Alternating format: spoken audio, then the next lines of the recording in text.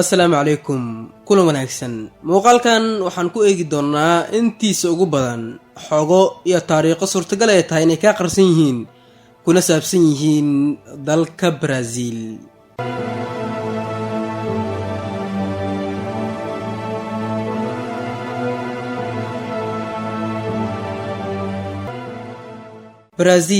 dalka Brazil waxaa lagu magacaabaa Federative Republic of Brazil ama Jamhuuriyadda dalka Brazil oo wadan ka mid ah wadamada ku yaala Latin America iyo Koonfurta America, waana dalka ugu weyn wadamada ku yaala Koonfurta America iyo Latin America.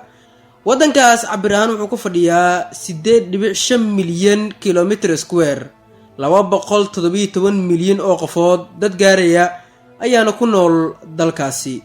Wadanka Brazil waa wadanka shanaad ee ugu weyn baaxad ahaan dhulka markii loo eego, waana wadanka toddobaad ee ugu dadka badan daafaha caalamka.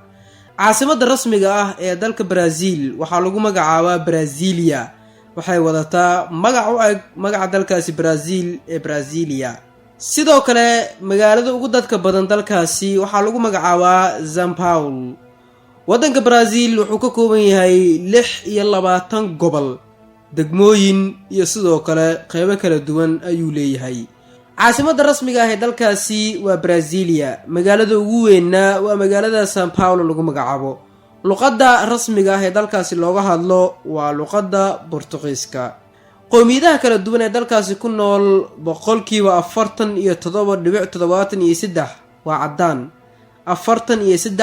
43.13 waa isku dhex dar, 7.61% waa madow, 1% waa dad ku nool bariga Asia, halka inta ka soo hartay ay yihiin qowmiyado kala duwan. Wadankaasi 88.8% dadku waxay haystaan diinta Kiristaanka, 64% wax ka badanna waxay haystaan diinta Kathooliga, 22% wax ka badan waxay haystaan Protestantism lagu magacaabo diintaas, halka 2% ay diimaha kale ee Kiristaanka haystaan. 8% wax diimo ma haystaan wadankaasi Brazil lagu magacaabo. Wadankaasi Brazil wuxuu leeyahay baarlamaan, aqal sare iyo sidoo kale aqal hooseba. Wadankaasina wuxuu ka mid yahay mid ka mid ah dalalka hodanka ah dunida ku yaala. Lacagta rasmiga ah ee dalka Brazil laga isticmaalo waxaa lagu magacaabaa real ama waxaa loo soo gaabiyaa calaamadan. Dalka Brazil wuxuu xuduudo kala duwan la leeyahay wadamo dhowr ah oo ku yaala Latin America iyo Koonfurta America.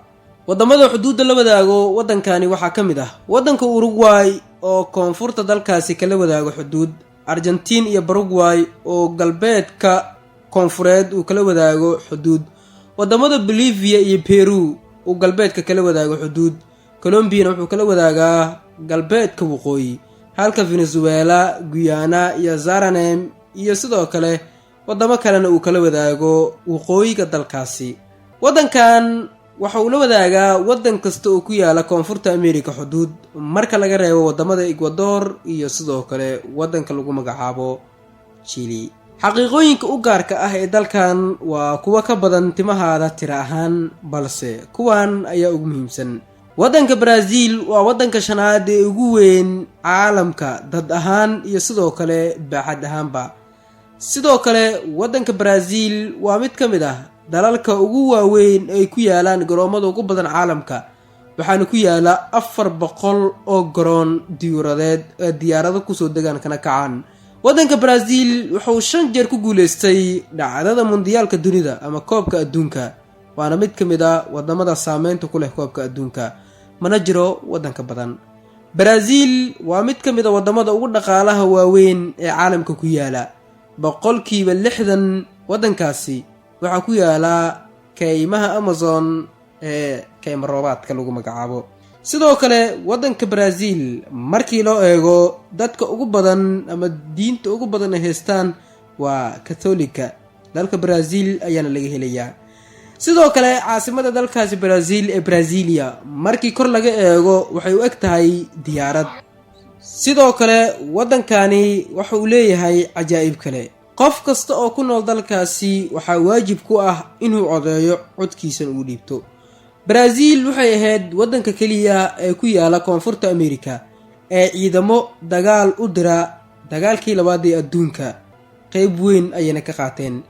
43% dhalinyarada ku nool dalkaasi waxay haystaan shahaadada dugsiga sare. sidoo kale waddankan waxa uu leeyahay mid ka mid ah buurooyinka ugu waaweyn ee caalamka ku yaala. waddankan wuxuu sidoo kale soo saaraa ciyaartooyda ugu waaweyn caalamka markii loo eego. ciyaartooy magac leh ayaana waddankani ka soo baxa. sidoo kale waddankan saxanka cuntada ugu badan looga cuno waxaa lagu magacaabaa feijoada. waana saxankan waana mid ka mid ah saxamada ay ugu jecel yihiin dadka ku nool dalka Brazil. sidoo kale dalka Brazil waa waddankii ugu horeeyay ee aqbala in haweenka ciidan laga dhigo. saameyn ayuu ku leeyahay arintaas. biyaha ugu badan ee dalkaasi laga cabana waxaa lagu magacaabaa Caipirinha. waana biyo aad u macaan markii loo eego. magaca ugu caansan ee dalkaasi Silva ayaa la yiraahdaa. waana magac caan ah guud ahaan dalkaasina caan ku ah.